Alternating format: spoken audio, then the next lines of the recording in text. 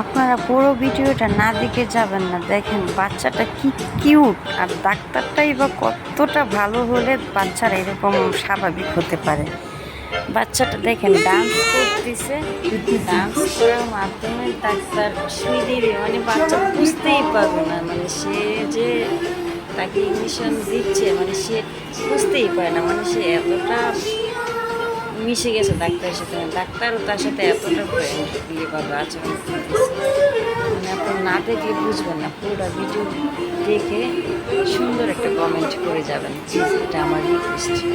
মানে কার কোনো অনুভূতি আমাকে জানাবেন। আমাদের বাংলাদেশের বাচ্চারা কিন্তু সুই দেখলেই কি অবস্থা করে, কান্না কাঠি করে একাকার করে ফেলা। দেখেন বাচ্চাটা একটা সুই অলরেডি দেওয়া হয়ে গেছে, এখন আরেকটা দিচ্ছে, মানে সে তাকিয়ে আছে, মানে অবাক হওয়ার।